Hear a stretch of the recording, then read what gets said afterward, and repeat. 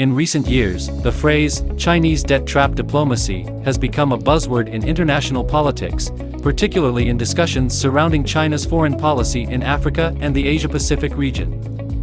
The term is used to describe China's strategy of extending loans and investments to developing countries with the ultimate aim of trapping them in debt, thereby exerting political influence over them.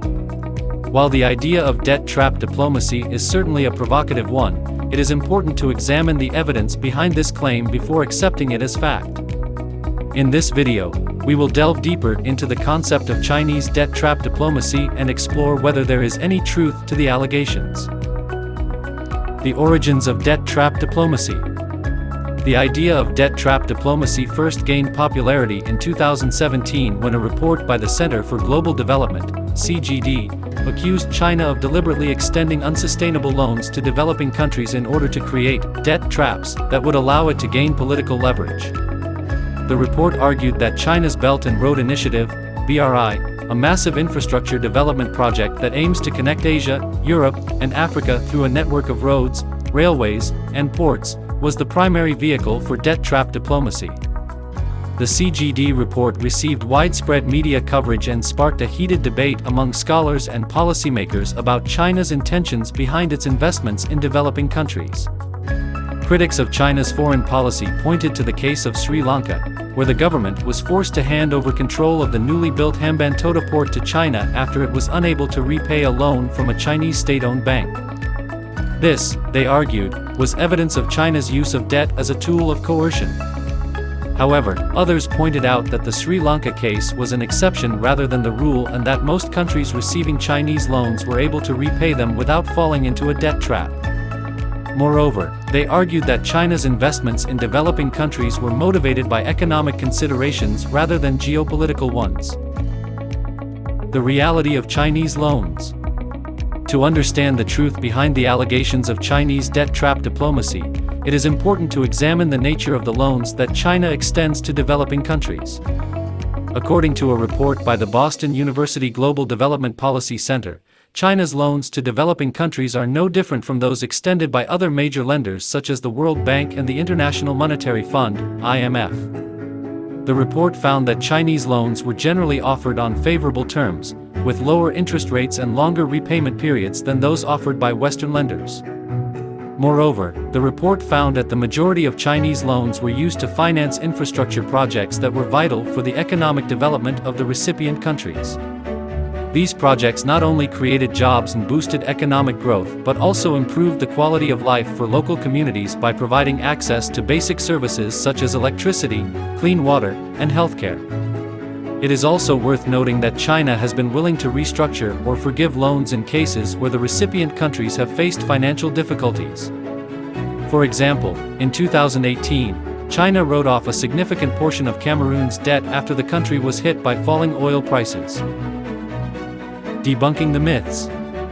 Despite the evidence to the contrary, the narrative of Chinese debt trap diplomacy continues to persist in some quarters. Here are some of the most common myths about Chinese loans and investments. Myth number 1: Chinese loans come with hidden strings attached. One of the main criticisms of Chinese loans is that they come with hidden strings attached, such as requirements for the use of Chinese labor or the purchase of Chinese goods. However, a study by the Center for Globalization and Governance at the University of Hamburg found that there was no evidence to support this claim. The study found that Chinese loans did not come with any significant policy conditions or requirements for the use of Chinese labor or goods, and that Chinese investments were not significantly more likely to be tied to Chinese suppliers than those of other countries. Myth number 2: Chinese loans are only given to countries with poor credit ratings. Another common myth is that Chinese loans are only extended to countries with poor credit ratings that are unable to secure loans from traditional lenders. However, a report by the Kiel Institute for the World Economy found that the opposite was true. The report found that China was more likely to lend to countries with higher credit ratings, and that Chinese loans were generally given on more favorable terms than those offered by traditional lenders. Myth number 3: China's investments in developing countries are driven by geopolitical considerations. Critics of China's foreign policy often argue that China's investments in developing countries are driven by geopolitical considerations rather than economic ones. However, a study by the Johns Hopkins School of Advanced International Studies found that China's investments in developing countries were primarily driven by economic considerations, such as the need to secure access to natural resources and new markets for Chinese goods and services. Myth number 4. Chinese loans are pushing developing countries into a debt trap. Perhaps the most persistent myth about Chinese loans is that they are pushing developing countries into a debt trap, with the ultimate aim of exerting political influence over them.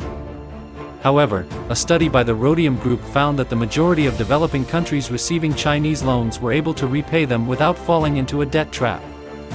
The study found that only a small number of countries were at risk of debt distress, and that in most cases, this was due to broader economic factors rather than the terms of the loans themselves.